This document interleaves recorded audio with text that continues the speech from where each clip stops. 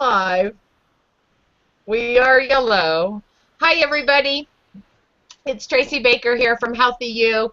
Thank you for bearing with our little bit of a delay here. I was coming into the room as a different person, so I was coming in as myself, but anyway, it's a long story. We are so glad you're here and watching, and we get today to talk to Larry Fournillier, who is going to, oh my gosh, we had such a good green room conversation before the craziness happened of how how food has changed, even the way from where he travels to travel. So it's going to be a fantastic conversation, and I wanted to introduce you, of course, to wingman helper out extraordinaire, Kristen. Hi, everyone. Yay! Hey, Kristen. Yeah, glad to be with you and to be listening to Larry.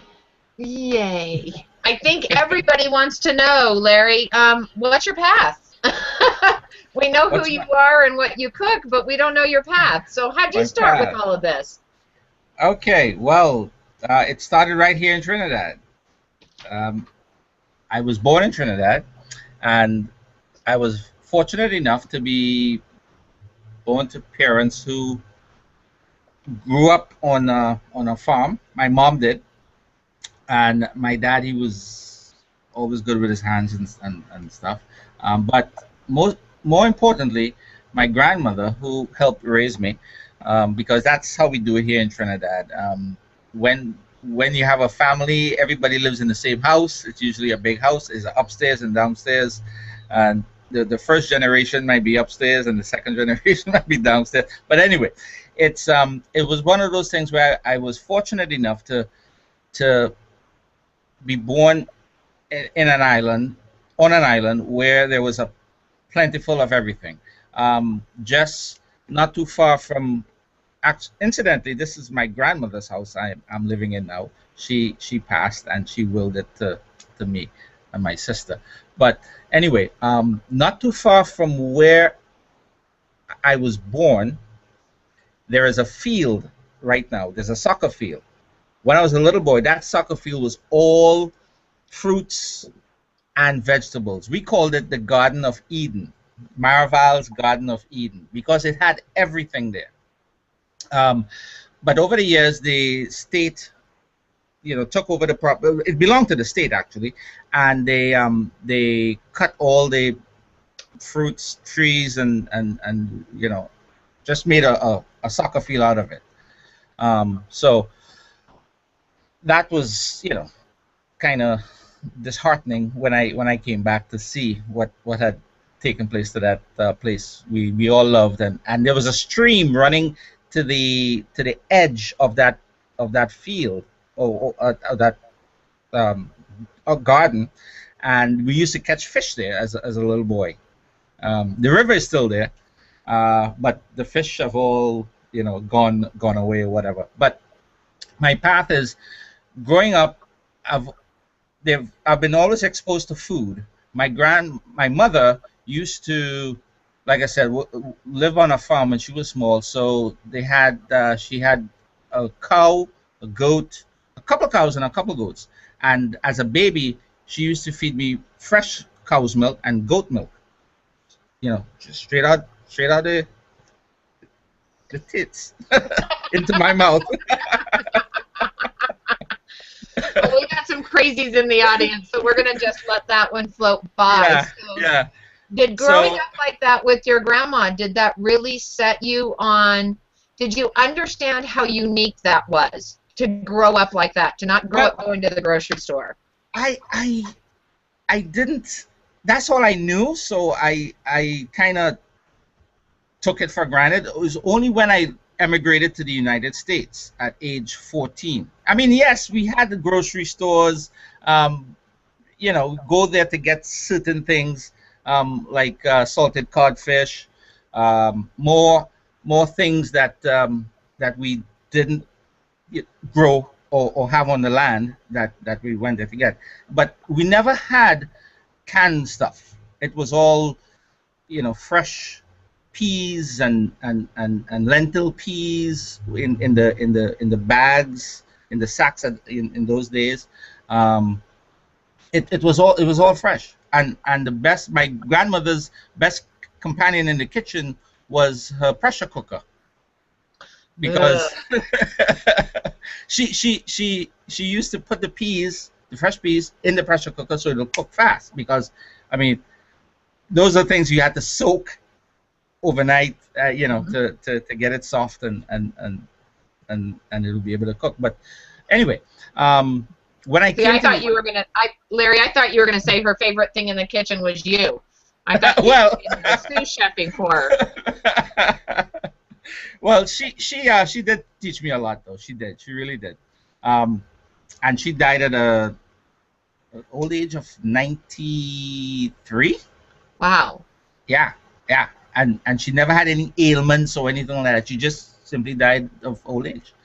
But when I went to the U.S., it was a big awakening for me. It was a new country, a huge country. Um, saw snow for the first time, and saw things that I've never seen for the first time. Example, when we went to the supermarkets were huge, and aisles, and it's just stuff. And I remember my first time going shopping. Uh, my sister and we just went crazy. But because coming from a small island and then going to this huge supermarket. I was in Baltimore, and the supermarket at that time was Giants Food or something. Anyway, but my mom was always, she never really got into the American way of cooking by doing a whole lot of processed stuff. She always looked and picked raw vegetables, and she used to go to farmers markets, which at that time wasn't very popular. There was a place in Towson, because I lived in Baltimore. Towson was about maybe 10 miles outside of Baltimore. She used to go there. They had a farmers market on Saturdays, and she used to go there and buy produce. I remember going with her every Saturday. How old were Um, you when you guys came over and this was going on? I was 15, and my sister was 12. Yeah. Okay. So, but she would still be.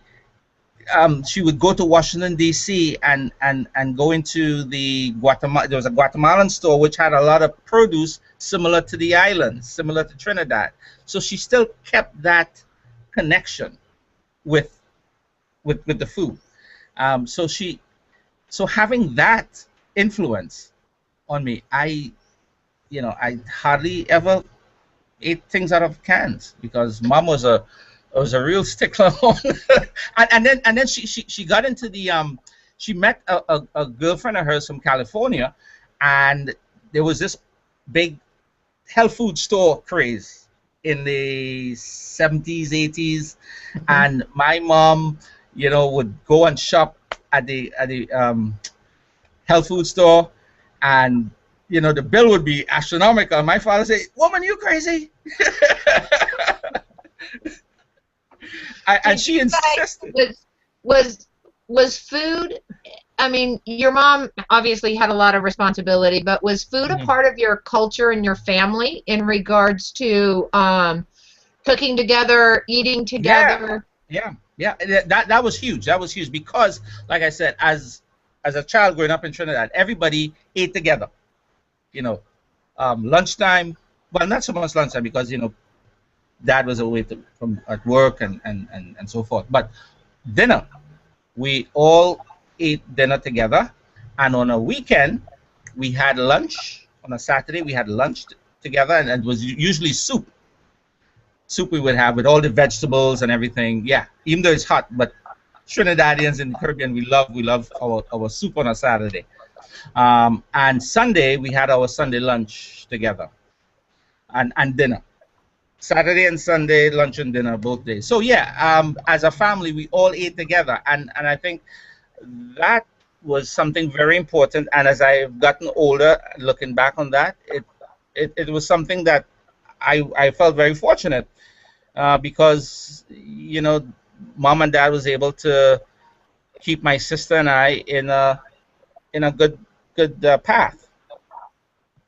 Well, food has such an important role besides just nourishing our body. When you can bring food together in that sort of family arrangement, you have dialogue and conversation, and parents actually know what children do, and bringing together that whole culture that goes around not just how good we eat, but how good we share our time together. So how did you get into what was your next step? I mean, you're just right now cooking and playing with your family. How did you get to become like Chef Larry? Well, that is something I always had a passion. Even when in Trinidad, brought it up to the States, living at home with mom. I didn't move out until I was about 23, 24. And while there, you know, I would be cooking sometimes for the family, you know, and that is something I always loved. But my first degree is in computer science, so I worked at BG&E, Baltimore Gas and Electric, which is a utility company in Maryland, and my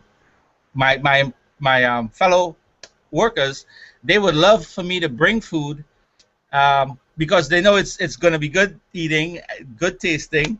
So when there were birthdays and holidays, I would, you know, bring some food that I would make. I can imagine you would be a heavily sought after potluck person. Well, actually, yes, that is true, because when I moved to this area and called Locker, and I joined the association, and once they found out that I can cook, they wanted me to bring my curry chicken. So, and I actually taught my ex-wife how to cook. Really? Yeah. That's her calling. Make sure you say nice things with the element. Yeah. That's perfect timing. That's her calling. So how did you get from a computer guy? Well, I guess go ahead, Kristen. We should pull in some of these. I was just going to say, you know, the whole culture of being in a large family with lots of people around, you need lots of food. So, you know, I certainly know in my family when we all got together, everyone cooked together, and everyone made stuff, and everyone taught each other how to do it. Was it like that in your family? It certainly was. The family unit in the Caribbean was totally different to what I experienced in the U.S. when I go to friends' homes. You know, while I was there, I made friends, and when you don't use fresh stuff. I'm gonna out you a little bit. You came into my kitchen, via HOA, but you came into my kitchen and helped me cook one of your mom's dishes, and you started talking about your herbs and how you cure them, and you know, we were talking on Lainey Sullivan's show today when we were talking about sustainable food, and everybody's call was grow your own herbs, and it's so important to have fresh seasoning, because if you have fresh seasoning, things taste better, and if things taste better, you won't use the packaged and, well, you know, I don't have salt in my house. There's so many things that have flavor. Talk about how you do your jars in your refrigerator of all of your herbs. That was so cool. Yeah, hold on for 1 second. Let me get it. Oh, yay! While he's getting it, Kristen, are there comments out there? Oh, I tell you what, this was just cracking me up earlier. Christine L. Bowen said goat's teats, and she was laughing, and that cracked me up. But then our friend Cheryl Locke said, I think Larry was just talking about goat boobs. Oh, but, you know, I can remember when I was a kid having milking a cow and drinking that milk straight from, from bucket. Yeah, exactly. The pail. My mom would have the pail under the teats, and she would milk it. I remember as a little toddler seeing her, Yeah. and then she would give me a little bit out of the pail. Yeah, I'd have it out in a In a ladle. little cup, yeah. Yeah. So Anyway, anyway, back to herbs before I go into the whole. You don't go like this. It's a hands closed, pinky to middle. But anyway, go ahead. okay. Again, one of the advantages of living in the islands, we have fresh herbs, and by that I mean we have fresh oregano, thyme, chive, which we call, which is what you guys know it as spring onions.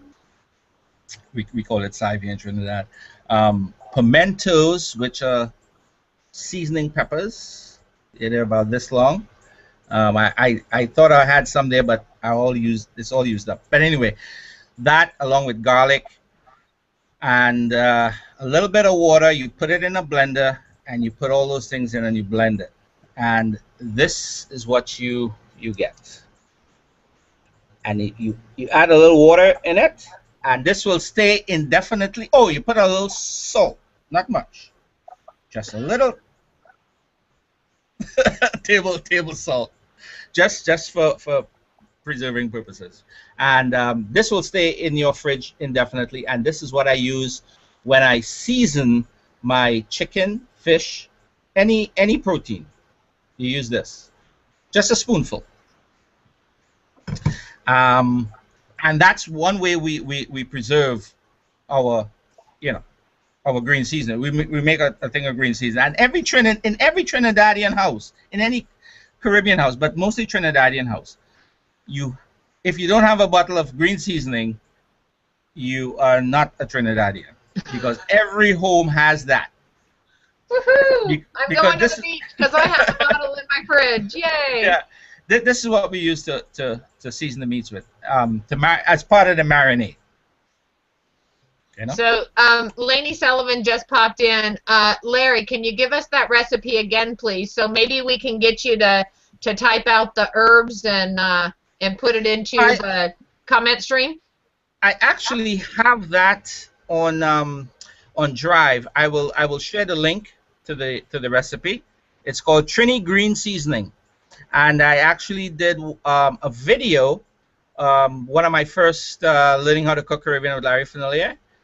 I had somebody make green seasoning in the U.S. So I'll probably dig up the link to that video, as well as put the link to the Drive recipe. Yeah, we'd love that. So you're back in the islands, you're cooking, you're teaching people how to cook. I don't want to rush along the story, but I can't believe we only have 4 minutes left. Oh my God! I told you I didn't want to ramble. You haven't. We're all fascinated. It's wonderful getting to know you more. So how did you go from being back home, cooking, and then your Google Plus explosion? All right. Well, it was quite simple. I joined Google Plus. I didn't know anything much about it, just what I saw, and I said, well, look, let me take pictures of my food, what I cook, and that's how I started. So every time I had something, I just posted it, went out, maybe one or two likes or whatever, people would comment, and what I did though was hang out. I used to hang out a lot, and that's how I met a lot of people on here. In the earlies, used to hang out every day. There was a group of us. We would fall asleep in the hangout. We would eat in the hangout. We would, wake up and it was fun. It was fun. But when Hangouts on Air came, the beta was not for public. I was lucky enough to get into the beta group, and then I started to do Hangouts on Air, teaching people how to cook Caribbean.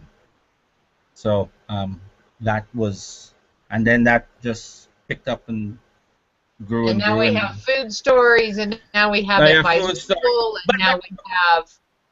But the other thing, though, the most important thing is, I think I help met a lot of folks, foodies that is, who were on here, who I thought they did amazing stuff, and I got them to do hangouts. I would produce a couple of their shows, like Serena Bland, who's a foodie here in Trinidad, but she didn't know about Google Plus. I introduced her to Google Plus. She used to do a Caribbean cooking show, on Thursday nights. Tracy Frazier, she did Thai cooking. Daniel Fontaine, he did a vegetarian stuff. And then lately there, Aslyn Blaw. Love Aslan. I brought her on to here because she was doing some great stuff. Great stuff. And I said, you should be doing hangouts. She said, really? I said, yeah. So we did the Simply Singapore, and now she's doing her own Savor the Flavor. And then Maggie Onzueta. Maggie she does incredible recipes just out of her head. And I said, with your bubbly personality and my craziness, we could do something. And we are now doing the Spanish version or the bilingual version of Food Stories, where she's doing the cooking. For the life of me, I could not. I still can't remember the working title of the show. Comida de Nuestra con Maggie Onzueta. Yeah, and see, I would have said Furios con Inglesia, a Spanish show or something like that. Yeah. Because the extent of my Spanish is dismal, Yo quiero Taco Bell. That's about the extent of it. Oh, no. Dos cerveza aquí, please. So that's, just bring me a couple of beers and I'm fine. Yeah. Probably shouldn't say that on a healthy show. And, well, I guess the fact is, Google saw what I did regarding, or what I was doing with Hangouts, in that I flipped the script. I was not cooking, but I was teaching you how to cook. I was making you the star, and and having multiple camera angles, looking down, and that was pioneering back in those days. Now everybody's doing it. Well, people are doing it, but you absolutely broke ground and like you said, pioneered and set the tone. And Sheila Hensley out there says it's called being genius. How Larry started on G+. So what's next for you now? Since we are at the half an hour mark, we'll go over while we wind up. But what's next for you, that you've got all of these people doing all these wonderful shows? What do you do next, Larry? Well, I will still reach out and see the next G+ foodie star and bring them on. But at the same time, I am also looking to bring other opportunities for the other folks on G+ by a project that I'm currently involved with Jim Shankle and John Ellis, where Jim, with his connection with Northwest Arkansas, the brands there, we are looking to somehow draw them in, and based on the project or the projects, we could get some money into the G+'s pockets, because there's a pool of good talent here, and we want to basically share the pie with everyone, so that is my next thing. I'm still gonna keep my hand in food, but nowadays it's more taking a more of a technical. I'm going back to my technical roots with this new path, but I still always will do food and find people and showcase them and just share other people's stuff, because that's what I like to do. I love to share. Yes. Sharing is the new caring. Sharing is the new caring. That's fantastic. We got to hashtag that one. So I want to hashtag give me 2 beers. And I want to say a shout out to Christine L. Bowen. That's my Caribbean queen. She's from Jamaica originally, So she could probably relate to a lot of what I said earlier with you know the nucleus of the Caribbean family is so tight and everything. It's like everybody knows what everybody else is doing, you know, and that way we kind of keep everybody in check. So instead of it takes a village, it takes an island. Is that what it is? yeah. Because they this. Go ahead. I've known Christine for just a very short while, but she is right on the top of my hero list, and great shout out. I can't wait to get into her kitchen and eat some of her food at some day too. So yeah, she has some good stuff. Yeah. Mm-hmm. Kristen, do we have anything shout outs to say as we say goodbye, and I'll get your closing thoughts, and then we'll be ready for next week. It was just Sheila Hansley said favorite people, so we like that. So that's lovely. It's lovely to hear. Thank you. But there's been really good engagement from the audience tonight. Everyone's really hungry. Yeah, and tell the folks that I will answer each one of them after the show. I'm usually pretty good at that, but some days I'm, you know, if I get tired or caught up in something else, I would sooner or later get back to the stream. But today I will answer anybody who posts a question. And I think they're all into the Go Green there, Larry. Yeah, and I see I have my Earth Day shirt, jersey. Yay!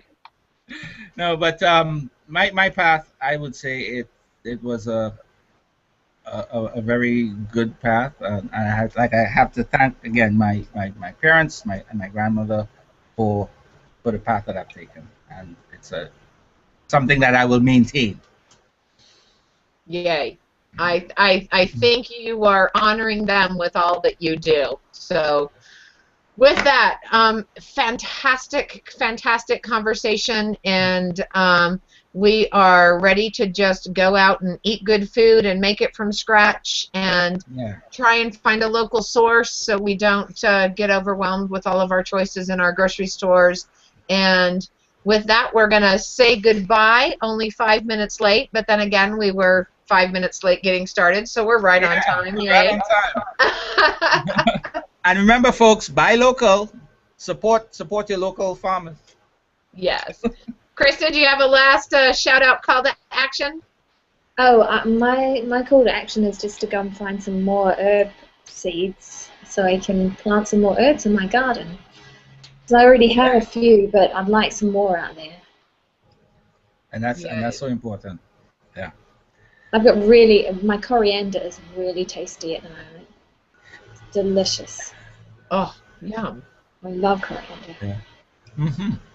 Well, we're all going to have to do a what's in your cupboard, what's in your garden, what's in your pantry sort of hangout one of these days, and get to know everybody's cooking paths. So with that, good dreams to have for the future, and we will close out episode 9 of What's Your Path, and get ready for Cara for next week. We're going to learn how her path to hand building her own home with her children has propelled her in ways that she had no idea the benefits of doing this major life-changing project. So that's what's in store for us for next week on Healthy You. And be sure to get involved with all of this sustainability conversation going on around the Plus right now. Laney's show, Andy's working on some stuff, Wayne Meter, although he's still stuck in Alabama, he's still talking as loud as he can, and we will all just make sustainable changes in our lives. And it starts with our food and our family and our conversation. And everybody have a fantastic week. All right, bye, Laney. Bye, Sheila.